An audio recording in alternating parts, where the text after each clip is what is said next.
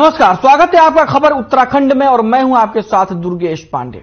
कांग्रेस कार्यकारी जिलाध्यक्ष और हाथ से हाथ जोड़ो यात्रा के जिला संयोजक हिमांशु गाबा ने कहा कि राहुल गांधी द्वारा निकाली गई भारत जोड़ो यात्रा की अपार सफलता के बाद देश भर में 26 जनवरी से प्रस्तावित कांग्रेस की हाथ से हाथ जोड़ो यात्रा उधम सिंह नगर में भी गांव-गांव तक जोर शोर से निकाली जाएगी।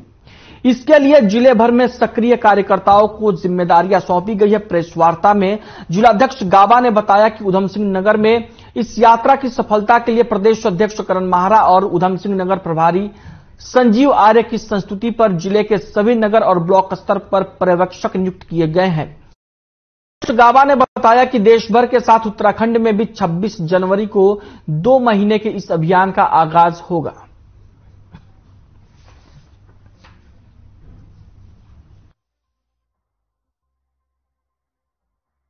आज हमारे माननीय राहुल गांधी जी भारत जोड़ो यात्रा का नेतृत्व कर रहे हैं और एक चरण की वो यात्रा खत्म हो चुकी है। दूसरी चरण की यात्रा 3 तारीख से अब शुरू होगी। उसी को लेकर प्रदेश में हमें ऊपर से आह्वान हुआ है कि हम इस यात्रा का नाम बदल के 26 जनवरी के बाद हाथ जोड़ो यात्रा के नाम से हम लोग क्या नाम है अपने घरों से निकलेंगे। और आज हमने पूरे जिले में हमारी 9 विधानसभा है, जिला कांग्रेस कमेटी द्वारा 9 विधानसभा पर्यवेक्षक नियुक्त किए हैं जो इस यात्रा को करेंगे। मीडिया में आज जारी कर दी है।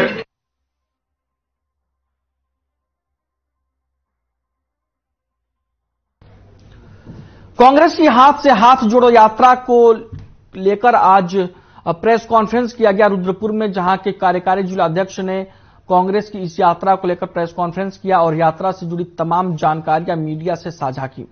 आपको बता दें कि 26 जनवरी से इस यात्रा का आगाज होगा और इसके लिए कांग्रेस पार्टी जोर शोर से तैयारियों में जुटी हुई है।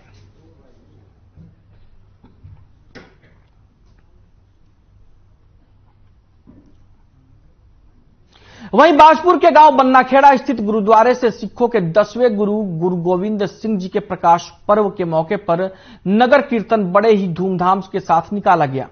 नगर कीर्तन का विभिन्न स्थानों पर जोरदार स्वागत किया गया। आपको बता दें कि सिखों के 10वें गुरु गुरु गोविंद सिंह के प्रकाश पर्व को सिख समाज के लोग बड़े ही हर्षोल्लास के साथ मना रहे हैं। प्रकाश पर्व के मौके पर बाजपुर के ग्राम बन्नाखेड़ा स्थित गुरुद्वारे से नगर कीर्तन धूमधाम के साथ निकाला गया। नगर कीर्तन में गुरु के 5 प्यारों के अलावा गुरु नानक देव जी के जन्मस्थान की झांकी, गतका पार्टी, ऊंट और हाथी आकर्षण का केंद्र रहे।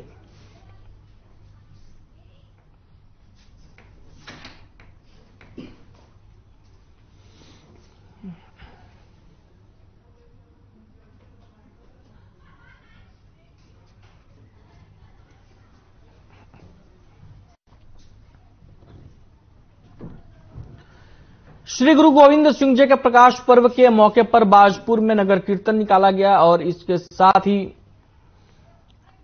सिख समुदाय के लोगों ने हर्षोल्लास के साथ गुरु जी के प्रकाश पर्व को मनाया। तस्वीरों में आप देख सकते हैं किस तरीके से बाजपुर में नगर कीर्तन निकाली गई और धूमधाम के साथ सिख समुदाय के लोग इसमें शामिल हुए।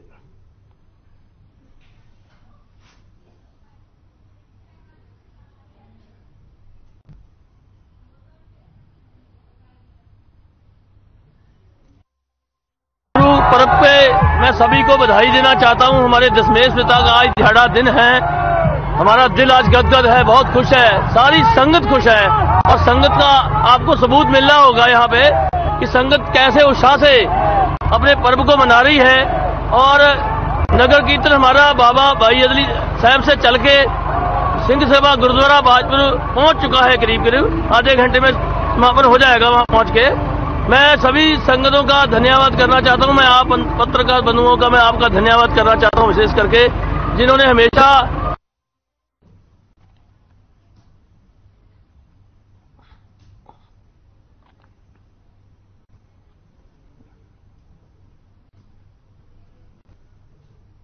वर्ष 2022 की विदाई के साथ ही उत्तराखंड की स्वास्थ्य महानिदेशक सजावट का कार्यकाल खत्म हो गया। आपको बता दें कि डॉक्टर विनीता ने स्वास्थ्य महानिदेशक के रूप में अपना कार्यभार ग्रहण कर लिया है और आपको बता दें कि डॉक्टर विनीता शाह पिथौरागढ़ की रहने वाली है, लेकिन वे उत्तर प्रदेश की पीलीभीत में पली बढ़ी हैं और उन्होंने अपनी पढ़ाई लखनऊ विश्वविद्यालय से पूरी की है। वहीं डॉक्टर विनीता शाह ने बताया कि प्रदेश में सुविधाओं को पहुंचाना ही उनकी प्राथमिकता है।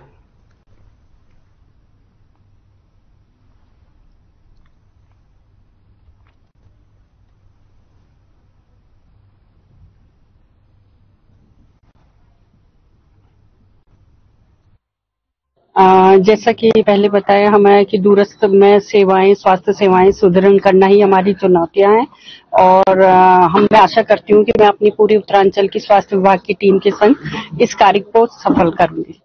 जैसा कि पहले बताया हमें कि दूरस्थ में सेवाएं, स्वास्थ्य सेवाएं सुदृढ़ करना ही हमारी चुनौतियां हैं और मैं आशा करती हूं कि मैं अपनी पूरी उत्तरांचल की स्वास्थ्य विभाग की टीम के संग इस कार्य को सफल करूंगी।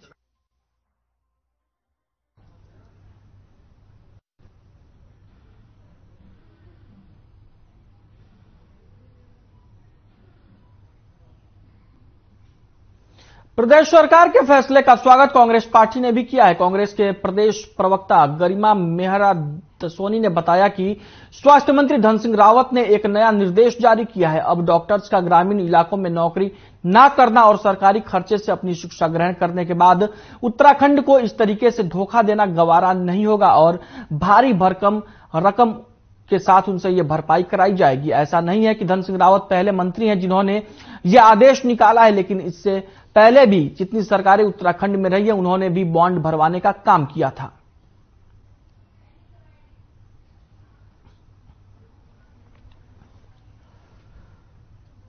कांग्रेस की प्रदेश प्रवक्ता गरिमा दसोनी ने स्वास्थ्य मंत्री धन सिंह रावत के उस आदेश का स्वागत किया है जिसमें उन्होंने ये कहा है कि उत्तराखंड में सरकारी खर्चे पर शिक्षा ग्रहण करने वाले छात्रों को अब ग्रामीण इलाकों में अपनी सेवाएं देनी होगी। ये बाध्यता डॉक्टरी की पढ़ाई करने वाले छात्रों को लेकर है और इसका कांग्रेस पार्टी ने स्वागत किया है।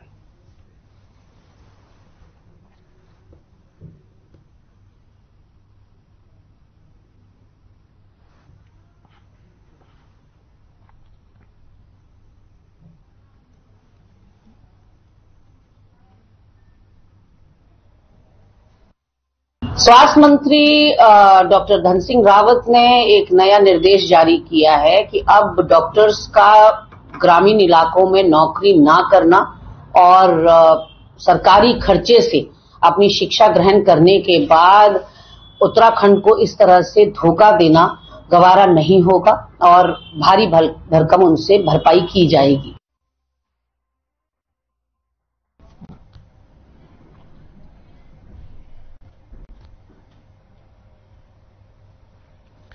कांग्रेस पार्टी ने डॉक्टर धन सिंह रावत के उस फैसले का स्वागत किया है जिसमें स्वास्थ्य मंत्री ने यह कहा कि उत्तराखंड में सरकारी पैसे से शिक्षा ग्रहण करना, डॉक्टरी की पढ़ाई करना और उसके बाद से उत्तराखंड को धोखा देना गवारा नहीं होगा। स्वास्थ्य मंत्री ने कहा है कि ऐसे छात्र या ऐसे मेडिकल स्टूडेंट जो ग्रामीण इलाकों में सेवाएं नहीं देंगे उनसे भारी भरकम भरपाई करवाई जाएगी और इसके लिए बॉन्ड भराया जाएगा।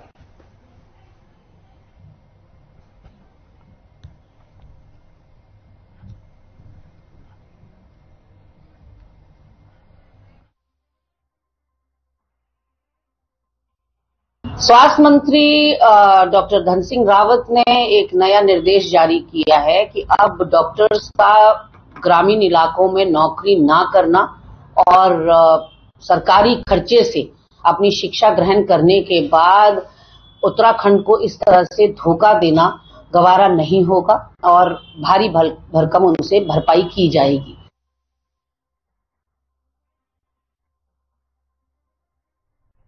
वहीं शहरी विकास मंत्रालय ने प्रेस कॉन्फ्रेंस किया और इस दौरान उन्होंने भारत सरकार की स्पेशल एक्सटेंशन टू स्टेट योजना में उत्तराखंड को 7 राज्यों में रखा गया है। लगभग 500 करोड़ रुपए चयनित 4 राज्यों को मिलेंगे। इनमें से राज्यों में उत्तराखंड भी शामिल होगा। 4 राज्यों में धनराशि आवंटित होगी। मुख्यमंत्री धामी ने पर्यावरण मित्रों को कम से कम 500 रुपए देने की घोषणा की थी, जिसका लाभ उनको मिल रहा है। गंगोत्री, यमुनोत्री, केदारनाथ, बद्रीनाथ में पर्यावरण मित्रों को विशेष भत्ता मिलेगा। वहीं अटल निर्मल पुरस्कार योजना की धनराशि को बढ़ाकर 1 करोड़ से 2 करोड़ रुपए किया गया है।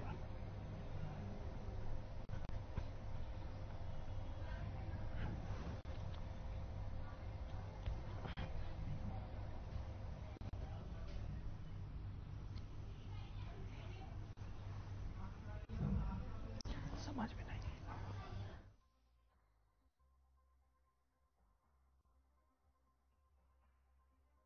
अरे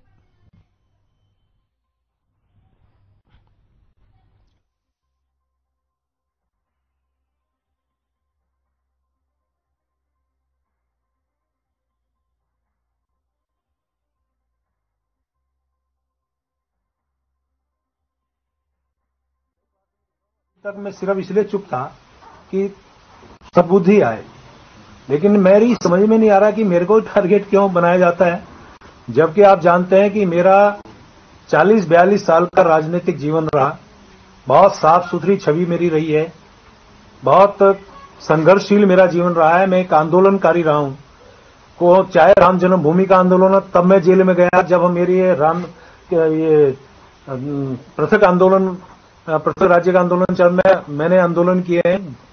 आज भी मैं उसका प्रमाण है मेरे पास कि मैं जिस प्रकार से हम लोगों ने, चाहे वो मसूरी का कांड हो, चाहे मुजफ्फरनगर का कांड हो, चाहे जोगी वाले का कांड हो, चाहे देहरादून का कांड हो, सबसे पहले मैं पहुंचता था।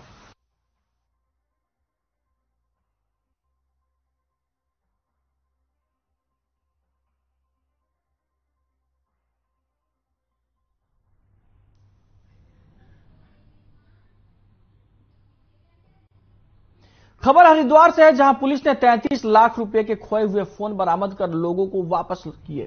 पुलिस द्वारा की गई इस कार्रवाई की काफी सराहना की जा रही है। वहीं एसएसपी अजय सिंह ने बताया कि पुलिस के पास मोबाइल खोने की काफी सूचना आती है। मोबाइल फोन लोगों के लिए आज के वक्त में काफी महत्वपूर्ण होता है। साइबर सेल और एसओजी ने खोए हुए फोन की तलाश जारी रखी थी और जिस पर कार्रवाई करते हुए पुलिस ने 201 फोन, जिसकी तकरीबन 33 लाख रुपए कीमत है, उनको बरामद किया और लोगों को वापस कर दिए। वहीं खोए हुए फोन मिलने के बाद लोगों में खुशी देखने को मिली और उन्होंने पुलिस का धन्यवाद किया।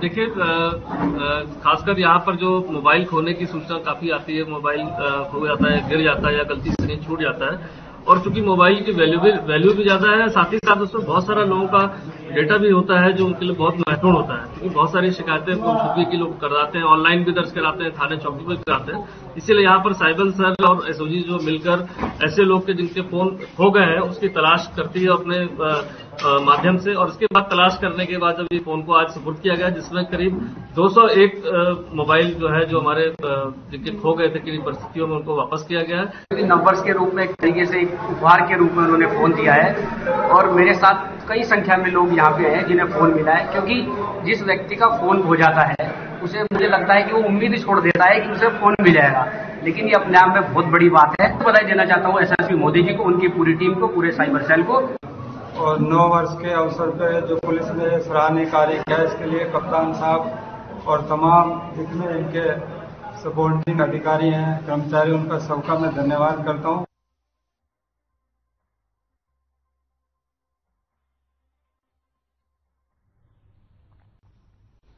अल्मोड़ा नगर पालिका सरकार की अनदेखी के चलते बजट के अभाव में आर्थिक संकट के दौर से गुजर रही है। आलम यह है कि 15वें वित्त का बजट, जो कि अप्रैल 2022 में मिल जाना चाहिए था, वो अभी तक नहीं मिल पाया है, जबकि दूसरी किस्त का समय हो चुका है, जिसको लेकर पालिका अध्यक्ष समेत सभासदों में काफी गुस्सा है। पालिका अध्यक्ष का कहना है कि बजट के अभाव में शहर के सड़कों और नालियों की मरम्मत का काम अधूरा रह गया है। साथ ही जो निर्माण कार्य किए गए हैं उनका भुगतान नहीं हो पाया है, जबकि बजट को लेकर शासन से कई बार निवेदन किया गया है और अभी तक कोई कार्रवाई इस मामले में शासन की ओर से नहीं की गई है।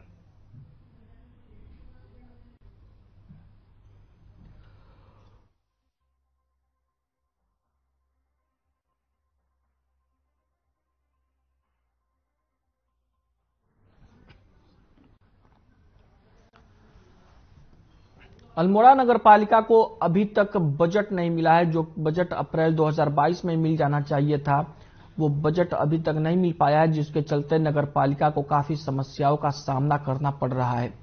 आपको बता दें कि बजट ना होने की वजह से नगर पालिका के तहत आने वाली सड़कों और नालियों की मरम्मत का काम नहीं हो पा रहा है और इसको लेकर नगर पालिका अध्यक्ष और सभासदों में काफी गुस्सा है। उनका कहना है कि पहली किस्त ही अभी तक नहीं मिली है, जबकि दूसरी किस्त का भी टाइम आ गया है।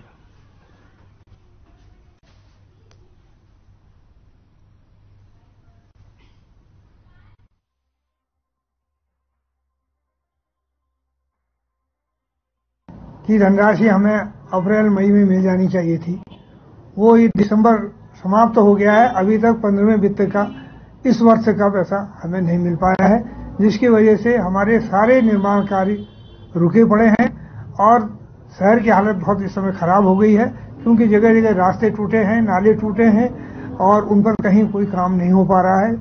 धनराशि के अभाव में सारे काम हमारे अटके पड़े हैं। तब पिछले भी हम 50-60 लाख के काम करा चुके हैं, लेकिन उनका भुगतान हम नहीं कर पा रहे हैं।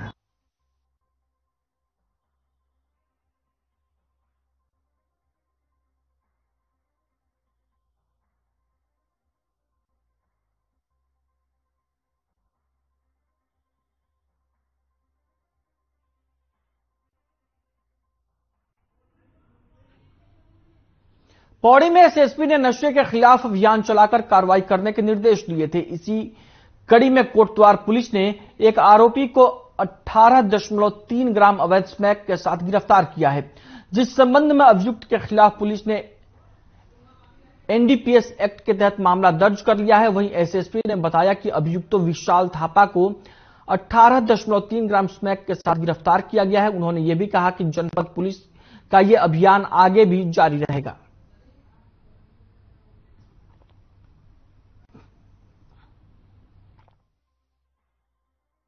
कोटद्वार क्षेत्र में लगातार नशे की सामग्री की बिक्री होने की सूचना प्राप्त हो रही थी।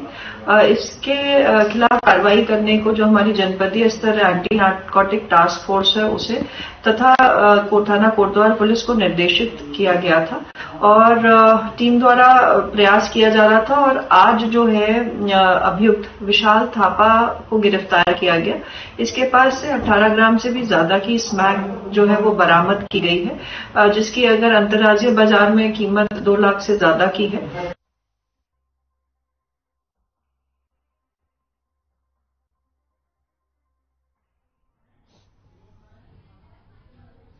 सितारगंज पुलिस को एक बड़ी सफलता हासिल की है। आपको बता दें कि चोरी में फरार चल रहे 20,000 के इनामी चोर को पुलिस ने गिरफ्तार किया है। पुलिस ने बताया कि श्रीपाल सिंह ने मोटरसाइकिल चोरी होने की रिपोर्ट दर्ज कराई थी, जिसके बाद पुलिस द्वारा टीम का गठन कर एक आरोपी को गिरफ्तार कर लिया गया, जबकि एक फरार चल रहा था। आरोपी की तुरंत गिरफ्तारी के लिए वरिष्ठ पुलिस अधीक्षक द्वारा 20,000 के इनाम की धनराशि घोषित की गई थी। फिलहाल पुलिस ने आरोपी को गिरफ्तार कर जेल भेज दिया है।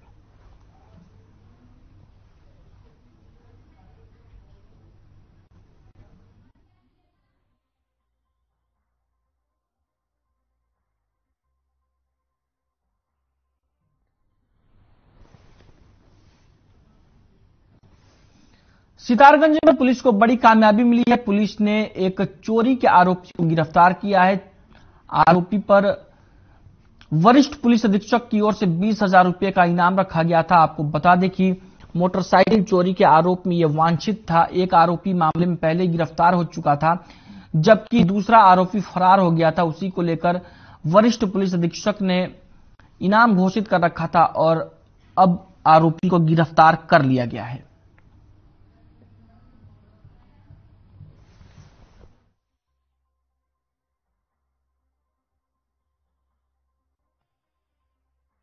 के निर्देशों पर लगातार जो है वांछित और इनामी अभियुक्तों के विरुद्ध अभियान चल रहा है और इसी अभियान के दौरान सितारगंज पुलिस को इंस्पेक्टर सितारगंज और सीओ सितारगंज के नेतृत्व में बड़ी सफलता मिली है। तो इन लोगों ने 2 इनामी अभियुक्तों को गिरफ्तार किया है, जिसमें से एक सर्वेश नाम का अभियुक्त है जो कि वाहन चोरी में वांटेड था और इस पर चोरी तथा मारपीट के पहले भी मुकदमे दर्ज हैं और ये मुकदमे बीसलपुर में इन पे दर्ज है यूपी क्षेत्र में। और साथ में दूसरा अभियुक्त जो है ये आलम है, ये एक 406 यानी अमानत के मामले में वांटेड था।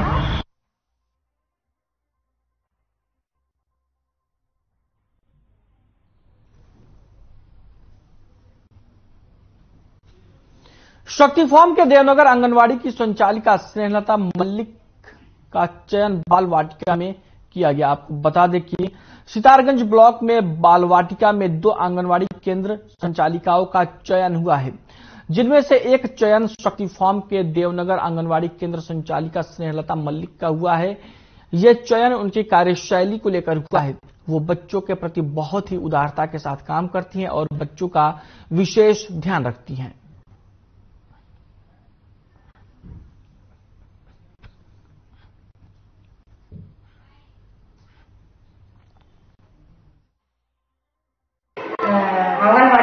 वर्कर के रूप में चुना गया है, जिसे मैं देहरादून आकर धनराशि लेकर आई हूँ। और मेरा तेल बाल के रूप में चयनित किया गया है। ब्लॉक स्तर से 2 केंद्र का चयन हुआ है, मेरा केंद्र भी है और एक सिद्धार्थ की है। तो यहाँ पर मैं बच्चों को हमेशा अपने बच्चों समझकर ही उनके साथ बर्ताव करती हूँ और उनके घर घर जाकर उनके मम्मी पापा से बच्चों को स्कूल आने के लिए प्रेरित करती हूँ।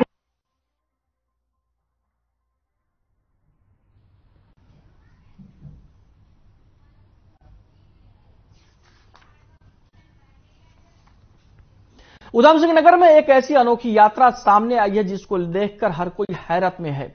आपको बता दें कि बाजपुर का एक युवक अपने गले में जूते चप्पलों की माला पहनकर ट्रेन में सवार होकर दिल्ली के राष्ट्रपति भवन के लिए यात्रा पर रवाना हो गया है। आपको बता दें कि युवक ने मासूम बच्चियों के साथ कुकर्म और नाबालिग किशोरियों के साथ दुष्कर्म के विरोध में प्रदर्शन करते हुए अपने गले में जूते चप्पलों की माला पहन ली है और राष्ट्रपति भवन और पीएमओ ऑफिस के लिए ट्रेन से रवाना हो गया है। यह अनोखी यात्रा इलाके में चर्चा का विषय बनी हुई है।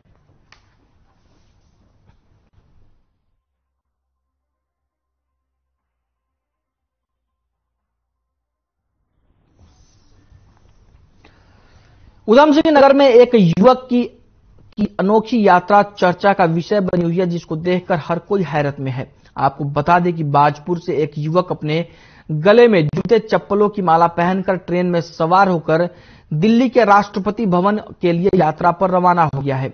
आपको बता दें कि युवक ने मासूम बच्चियों के साथ कुकर्म और नाबालिग किशोरियों के साथ दुष्कर्म के विरोध में प्रदर्शन करते हुए अपने गले में जूते चप्पलों की माला पहन ली है और राष्ट्रपति भवन और पीएमओ ऑफिस के लिए ट्रेन से रवाना हो गया है।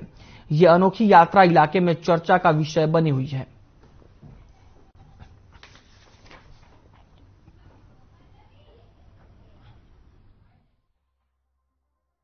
देश में जो छोटी छोटी बेटियां बलात्कार करके मारी जा रही, माननीय प्रधानमंत्री जी भी नारा दे रहे हैं इस अभियान को जो है सफल बनाने के लिए। हम उसी के सपोर्ट में और हम व्यथित हैं कि छोटी छोटी बेटियां मारी जाती हैं। उससे आहत होकर उनकी सेवा भाव में मैंने जूतियों की माला पहनी है। संकल्प लिया है कि जब तक हमारे देश की बेटियां मारना बंद नहीं होगा देश में, तब तक हमें जूते की माला पहनेंगे।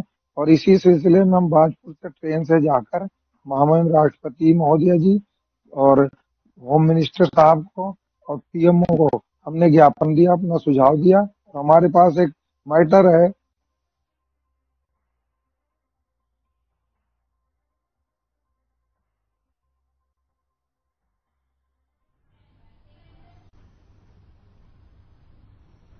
खबर उत्तराखंड में फिलहाल के लिए इतना ही। मुझे दीजिए इजाजत। नमस्कार।